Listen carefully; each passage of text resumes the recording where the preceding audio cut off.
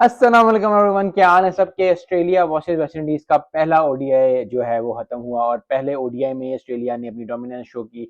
इसलिए Australian team जो है वो वर्ल्ड चैंपियन है, क्योंकि इस तरह डोमिनेट करती है। वो टेस्ट भी, ओडीआई भी, टी20 भी बहुत ज्यादा अच्छी performance. I think West Indies were short 25-30 run short थे, लेकिन उनकी जो कमिटमेंट है ऑस्ट्रेलियन टीम्स की, जिस तरह वो अटैक करते हैं दूसरी टीम्स को, I think that is one of the best attacks in the world. और टू स्कोर इतना स्कोर करना, इतना स्कोर नहीं था वेस्ट इंडीज का स्कोर, लेकिन वेस्ट इंडीज की टीम से अच्छी बैटिंग आई। 88 स्कोर किया काठी ने, लेकिन at the end of the day 231 किया। 231 ऑस्ट्रेलिया में आई थिंक हमेशा ही 231 अचीवेबल होता है। 280 290 कुछ इस तरह स्कोर होता तो फिर भी कह सकते थे, लेकिन बॉलिंग अच्छी की ऑस्ट्रेलिया ने, और बैटिंग की तो फिर क्या ही बात है। आई थिंक जो उसने इनिंग्स खेली है जॉश इंग्लिश ने, उसने ही सारी जो है वो चीज साइड पे कर दी थी। जब उसने 65 किया 43 गेंदों पे, तो वो टी20 खेल रहे थे, क्योंकि उन्होंने 6 के एवरेज स्कोर किया और ठीक ठाक टका टका मार के ये कर वो गए ये गए,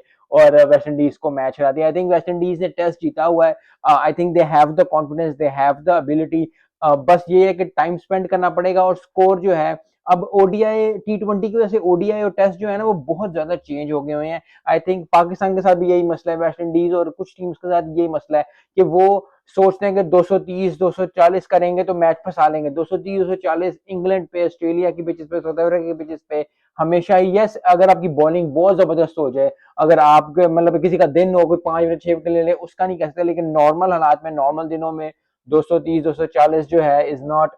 इंडिया में आप कर लो, अब दुबई में कर लो, बहुत ज्यादा मुश्किल हो जाता है, क्योंकि ये चीजें जो हैं they have to pick up players को पता होना चाहिए। क्योंकि टी20 जो प्लेयर्स खेलते हैं, जो जो लोग इस तरफ ओवरऑल खेलते हैं, उनको पता ही होता है। लेकिन आई थिंक आज जो है ऑस्ट्रेलिया की डोमिनेंस का डे था, ऑस्ट्रेलिया ने अच्छी परफॉर्मेंस दी, और इसीलिए फिर वही बात है कि इसीलिए वो जो है वो वर्ल्ड चैंपियन है, क्योंकि वो इसी तरह गेम को अप करके आते हैं। अगर पाकिस्तान को ये हार हुई होती टेस्ट में, जिस तरह की हार है, ऑस्ट्रेलिया किसी एशियन टीम को हार हुई होती, तो जनाब अभी जो है आउट हो गए होते सारे, और जो पहला पूरी ओडीआई सीरीज जो 3 की सीरीज है वो हार जाते कि जी इतनी बड़ी डिफीट हो गई है, मीडिया ऊपर चढ़ा होता है। लेकिन ऑस्ट्रेलियन टीम बीइंग ऑस्ट्रेलिया, इसीलिए प्रोफेशनल लाइफ में और पर्सनल लाइफ में हमेशा याद रखें, मुश्किलें आती हैं, मुसीबतें आती हैं, लेकिन हर दिन जो है एक नया दिन होता है, और हर दिन को आपने एक अच्छे तरीके से लेना होता है। यस, पास्ट में अगर आपसे गलतियां हुई हैं, पास्ट में आपसे मुसीबतें आई हैं, पास्ट में चीजें, नया दिन है,